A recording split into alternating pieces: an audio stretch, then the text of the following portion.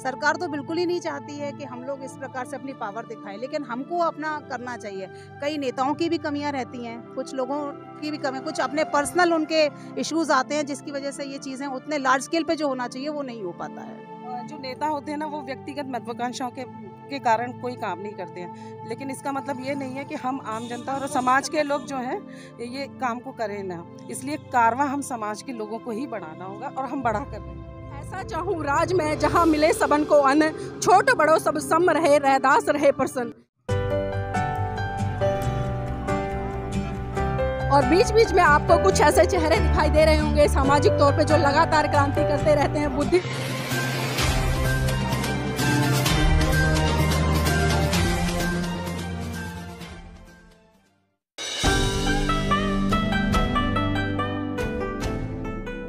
नमस्कार, आप देख रहे हैं एनबी न्यूज़ 24x7 नीलम बोध के साथ। और साथियों, आज हूँ मैं सम्राट अशोक की धरती पाटलिपुत्र पटना बिहार में। और जिस तरह से आप मेरे पीछे खूबसूरत नज़ारा देख पा रहे होंगे, यहाँ पर एक धम्म कारवे का आयोजन किया गया जिसमें कि देश के विभिन्न हिस्सों से लोग चलकर आए हैं। और जिस तरह से धम्म को गति देने के लिए लगातार क्या उपासक, क्या उपासिकाएं, क्या भिक्षु संघ, हर कोई व्यक्ति जुटा हुआ है। और जिस तरह से हम देखते थे कि महाकाणिक तथागत बुद्ध के समय में और सम्राट अशोक के समय में पूरी धरती बौद्ध में थी, आज वही कारवां हमें देखने को मिल रहा है। और जिस तरह से भिक्षु संघ और भिक्षु संघ के बाद में उपासिका संघ सफेद वस्त्रों में और सबके हाथों में पंचशील के झंडे आपको दिखाई दे रहे हैं। और लगातार लोग पंक्तिबद्ध आते हुए, बहुत ही खूबसूरत मंजर, ये नज़ारा देखने लायक है।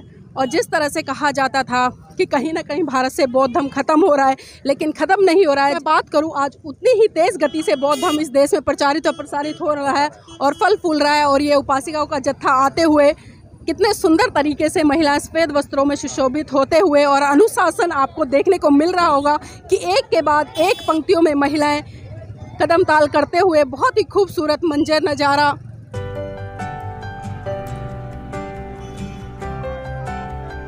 और बीच बीच में आपको कुछ ऐसे चेहरे दिखाई दे रहे होंगे सामाजिक तौर पे जो लगातार क्रांति करते रहते हैं, बुद्धिजीवी है, जिनको कि साहब मान्यवर काशीराम जी ने भी एक संज्ञा दी थी।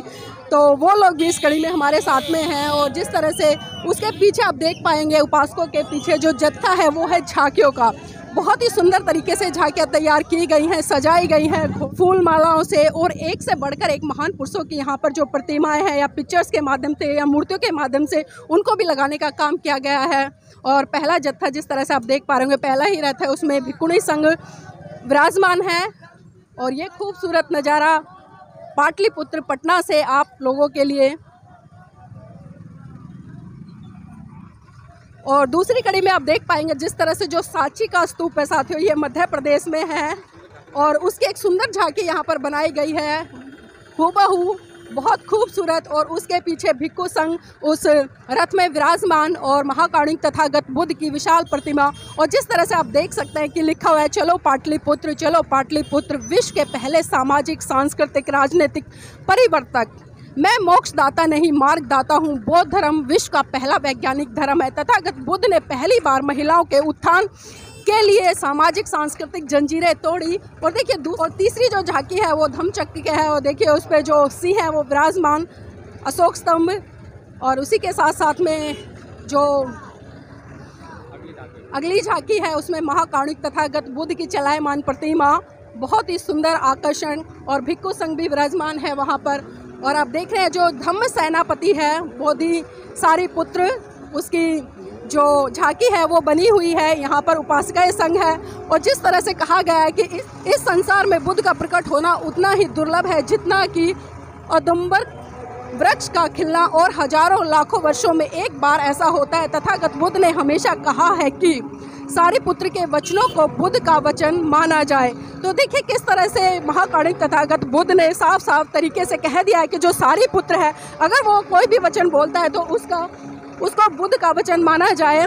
और ये अगली झांकी आप देख रहे होंगे, इसमें जो संविधान के रचयिता है परम पूज्य बाबा साहब, इनकी क्या क्या संज्ञा दूं मैं, बहुत कम पड़ जाएगी। और जिस तरह से परम पूज्य बाबा साहब ने कहा है कि जो धर्म जन्म से एक को श्रेष्ठ और दूसरे को नीच बनाए रखे, वह गुलाम बनाने का षड्यंत्र है। मुझे वह धर्म पसंद है जो स्वतंत्रता, समानता और बंधुता सिखाता है। कितनी बड़ी बात परम पूज्य बाबा साहब ने कही है। और खासकर जो समानता की बात परम पूज्य बाबा साहब करते थे। और अगली झांकी में आप देख पाएंगे संतों के संत कबीर जी।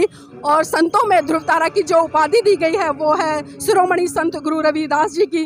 दोनों का बहुत बड़ा महत्व है। जिस तरह से संत कबीर जी ने इस देश की रूढ़िवादी परंपराओं पे कुठाराघात किया और बहुत ही सिंपल व साधारण शब्दों में बता दिया कि पाथर पूजे हरी मिले तो मैं पूजू पहाड़, तासे तो चाकी भली जो पीस खाए संसार। बहुत बड़ी बात कही है। और जिस तरह से संत शिरोमणि गुरु रविदास जी ने भी कहा है कि ऐसा चाहूँ राज में जहाँ मिले सबन को अन्न, छोट बड़ो सब सम रहे रैदास रहे प्रसन्न। जी हाँ, इस देश के जो महानायक है उन्होंने एक से बढ़कर एक विचारधारा को स्थापित करने का काम किया है और वो विचारधारा लोगों के कल्याण के लिए है, समस्त देशवासियों के लिए। और जिस तरह से आप मेरे पीछे देख पा रहे हो जो गाड़ियों का जत्था है वो शुरू हो चुका है।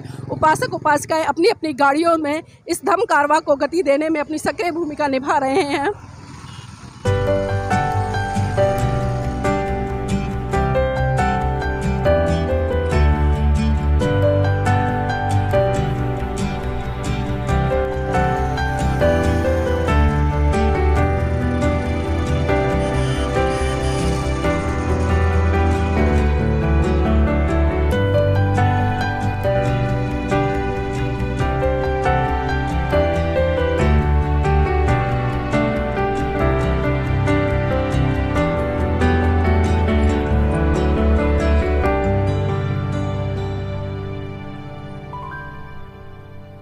बहुत खूबसूरत मंजर, जितनी प्रशंसा की जाए उतनी कम है। शब्दों के माध्यम से बयान नहीं कर सकती इस खूबसूरत मंजर को पाटलिपुत्र की धरती से।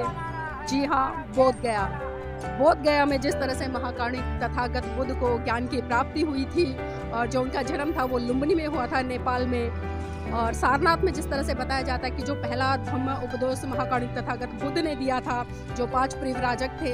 तो बहुत सारी विशेषताएं इस भारत देश की और खासकर बुद्ध की विचारधारा से अगर मैं जोड़ कर देखूं तो पूरा का पूरा भारत बोधमय है। और आज जिस तरह से आप देख सकते हैं पंचशील के झंडों से बहुत सुंदर तरीके से इस यात्रा को सुशोभित करने का काम किया है। बहुत खूबसूरत मंजर, बने रहिएगा मेरे साथ में। और साथ ही आपसे आग्रह करूंगी कि इस वीडियो को ज़्यादा से ज़्यादा शेयर करते रहें। और अभी तक आपने NB न्यूज़ और धम्मपथ इंडिया और धम्म क्रांति को सब्सक्राइब नहीं किया है, इन तीनों चैनलों को आप सब्सक्राइब करें, वीडियो को लाइक करें, शेयर करें और कमेंट के माध्यम से बताएं कि खूबसूरत मंजर आपको कैसा लगा।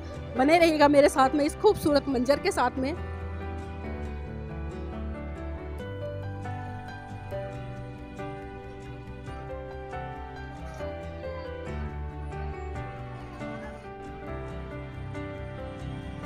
देखिए यहाँ पर बहुत सारी उपासिकाएं हैं, चलिए उनसे चर्चा कर लेते हैं। आपका नाम क्या है? मैं भावना दौरे ग्वालियर से। हमारी सावित्रीबाई फुले महिला अधिकार संरक्षण टीम आई है, पूरी ग्वालियर से 15-20 महिलाएं हैं। अच्छा, ग्वालियर से आए तो पहले ये बताइए आज का जो दिन है, इतना बड़ा महत्वपूर्ण दिन है, कैसा लग रहा है? बहुत शानदार और मतलब बहुत दिल को खुश करने वाला। बुद्ध पूर्णिमा मतलब इतनी बड़ी रैली कभी निकलती नहीं थी। इस बार पहली बार देखिए कि इस तरह की रैली निकली है। अगले साल हम ग्वालियर में निकालेंगे। यहाँ से सीख लेकर जाएंगे। आपको कैसा लग रहा है? बहुत अच्छा, मन खुश हो गया ये रैली देखकर, अपनी पावर दिखाकर बहुत अच्छा लगा। इस प्रकार के आयोजन होते रहने चाहिए समय समय पर। लेकिन लगता नहीं है कि इस तरह के जो कार्यक्रम है उनको कहीं ना कहीं सरकार के द्वारा आयोजित करना चाहिए, लेकिन सरकार इस कड़ी में काम नहीं करती है, तो बेसिक कमियां कहाँ रह जाती हैं?